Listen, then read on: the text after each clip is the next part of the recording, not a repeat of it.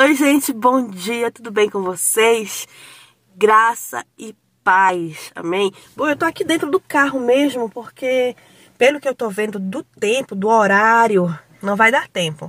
Então, eu tô dentro do carro mesmo, vim comprar meu pão, tá aqui. Aliás, essa vida saudável não tá fácil, não.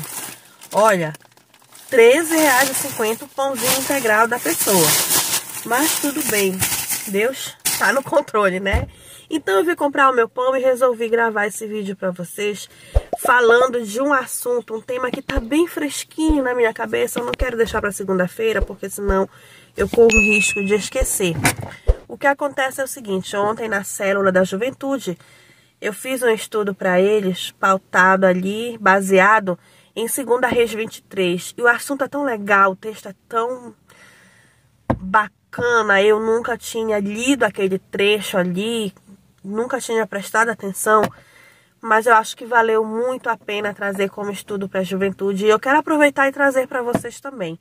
Esse texto que nós estudamos ontem, 2 Reis 23, ele fala do rei Josias, que é um rei que não é muito falado, provavelmente muitos de vocês nunca tenham nem ouvido falar, mas é um rei que deu um exemplo incrível para todos nós. Ele era o rei de Judá, ele assumiu o trono. Deixa eu virar a câmera aqui, só um momento. Pronto, melhorou, pelo menos saiu aqui o volante tão grande da cara, da minha cara. Então, ele assumiu o trono aos 8 anos de idade, e ele era o rei de Judá. O que acontece? Judá e todas as regiões ali circunvizinhas já foram cidades em que as pessoas ali adoravam e serviam ao Deus único.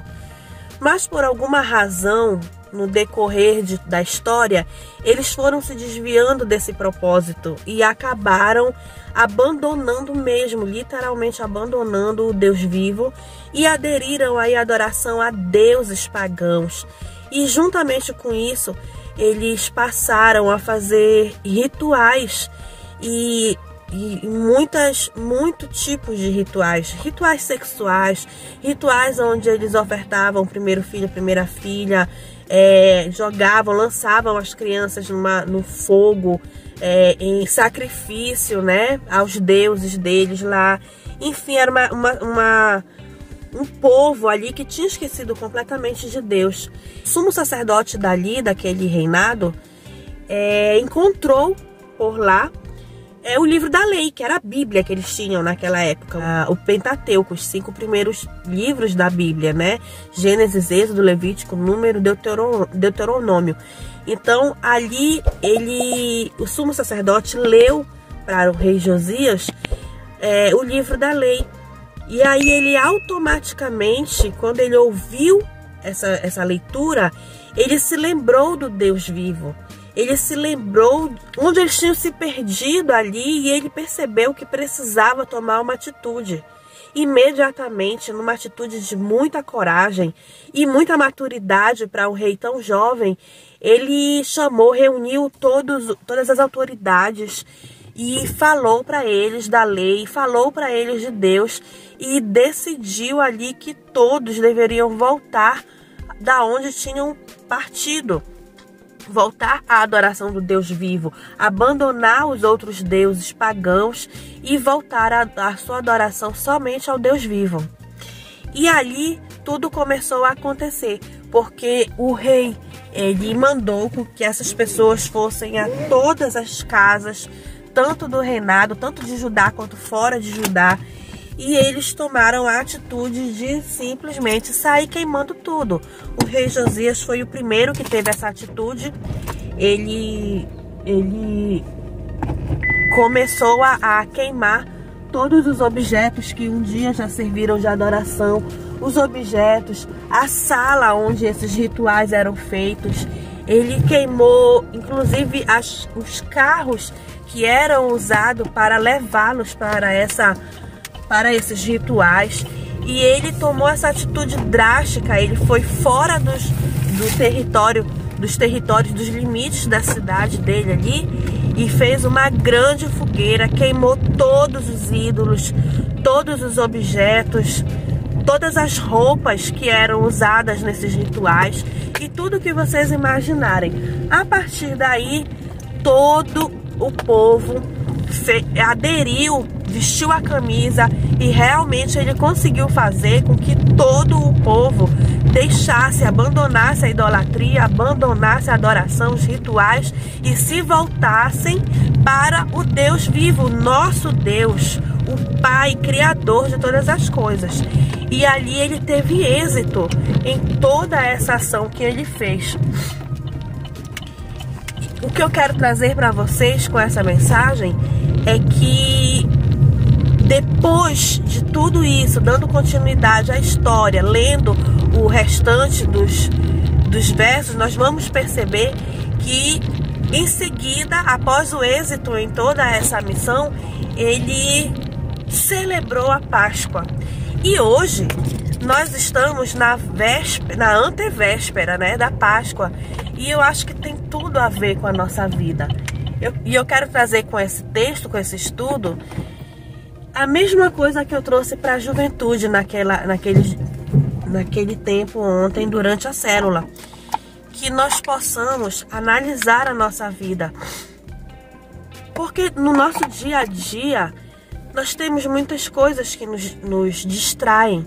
E na maioria das vezes, não são coisas graves que nitidamente nos tiram o foco. Mas pode ser coisas pequenas que estão inseridas na nossa rotina, no nosso dia a dia, que a gente nem percebe, a gente não vê maldade. Eu posso te dar o exemplo do celular. O celular é um grande exemplo disso. Eu posso te dar o exemplo de, sei lá, um parente, um filho que você adore de uma tal forma que você coloque toda a sua admiração, toda a sua adoração, todo o seu tempo, foque toda a sua vida nele, de repente esquecendo mesmo de Deus, colocando um filho como prioridade e esquecendo de Deus. Às vezes é o teu trabalho que te tira o foco. Às vezes são as distrações como o celular, como o Netflix, né? E são tantas as coisas que podem nos tirar o foco. E o desafio agora é esse.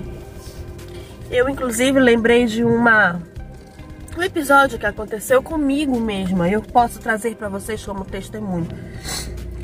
Eu aceitei Jesus quando eu tinha 18 anos. E naquela época, não sei quantos anos tem aí de repente a sua mãe, o seu pai, mas se você for analisar esse tempo, esse período, você vai ver que era muito comum naquele tempo os jovens e as jovens terem idolatria por certos personagens que vocês vão identificar, que vocês conhecem. No meu caso, eu idolatrava de uma tal forma a Xuxa, gente. Eu tenho vergonha de falar isso hoje. Mas eu já fui essa pessoa que idolatrava a Xuxa acima de qualquer coisa. Acima de Deus, acima da minha família, acima de qualquer coisa. Quando essa mulher aparecia na televisão, eu me ajoelhava diante da televisão aos prantos. Tamanha era a devoção que eu tinha por ela. E ai de quem chegasse perto de mim para falar que isso não é certo, para falar que eu não deveria fazer aquilo, que a Xuxa, que a Mara Maravilha era melhor do que a Xuxa. Virava meu inimigo na hora. Sabe, o meu quarto era repleto de pôsteres. Eu tinha pastas, sabe aquelas pastas com as folhas plásticas que a gente até, inclusive, nessa época fazia coleção de papel de carta.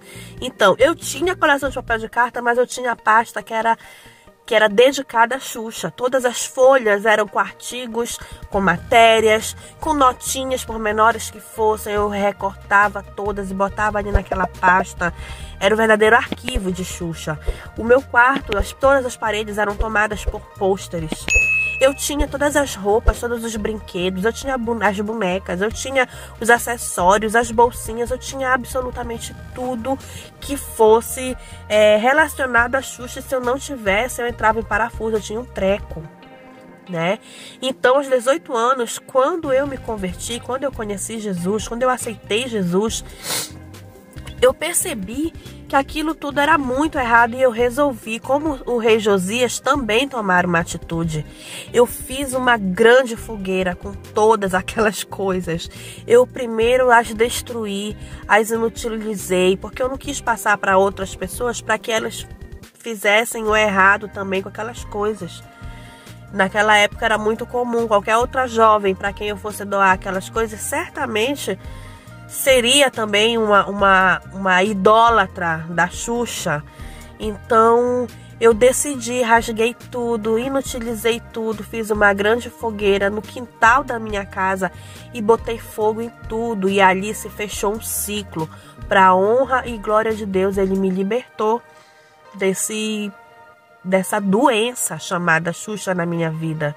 E assim o rei Josias fez.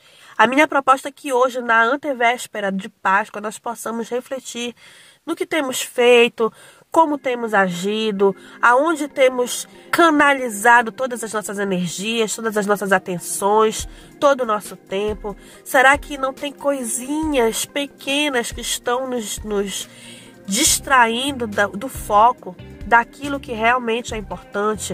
Que nós possamos fazer essa análise e tenhamos também, como o rei Josias fez, depois de todo esse período de idolatria ali aos deuses pagãos, quando ele conseguiu acabar com tudo isso, foi comemorada então a primeira Páscoa daquele lugar, depois de tantos anos sem Páscoa, porque aquele povo não lembrava mais quem era Deus, né? Foi instituída ali através de Moisés a primeira Páscoa e o povo se desviou do propósito e acabaram com isso. Ninguém lembrava, ninguém falava mais de Deus. Mas aí o rei Josias recuperou essa tradição também da Páscoa ali. Depois de tudo, eles celebraram a primeira Páscoa. Então eu quero trazer para vocês essa reflexão. Eu espero muito que vocês tenham entendido o propósito dessa mensagem. O propósito dessa mensagem é nos tirar do foco, daquilo que não é importante, que nós demos prioridade às coisas que são prioridades e depois vem as outras coisas. Gente, a Bíblia fala que a ordem é Deus em primeiro lugar, acima de tudo e de todos. Em segundo lugar vem a família e depois vem a igreja. Essa deve ser a ordem. Aqui não está incluído trabalho como prioridade, não está incluído redes sociais como prioridade, mas a prioridade é Deus, que nós possamos buscar a Deus, que nós possamos dedicar o nosso tempo, a nossa vida, a nossa devoção a Deus, porque somente Ele é digno de todas essas coisas, somente Ele é digno de toda a honra, de toda a glória, de todo o louvor, de toda a adoração. Tá bom? Eu desejo a você e a sua família uma grande Páscoa, onde você se lembre que sim, aquela morte na cruz foi por mim e por você, que a ressurreição de Cristo nos trouxe o livre acesso a qualquer momento ao Deus Altíssimo, Criador, Pai de todos nós. E para que isso aconteça, para que esse acesso aconteça, nós não precisamos de nenhum outro Deus. Nós não precisamos de nenhum outro personagem que sirva como ponte. O nosso Deus é acessível. Ele está de braços abertos esperando que você o busque. Ele está ansiando por esse momento. Então busque a Deus juntamente com a sua família nessa Páscoa. E sejam todos muito abençoados em nome de Jesus. Amém? Se inscreve no canal, ativa o sininho se ainda não for inscrito. Ativa o sininho se ainda não for inscrito. E comenta aqui embaixo, compartilha essa mensagem. E muito obrigada pela tua companhia até aqui. A gente segue assim. Eu oro por você daqui e você ora por mim daí, tá bom? Um super beijo e até o próximo estudo, então, na segunda-feira, às 9 horas da manhã. Tchau!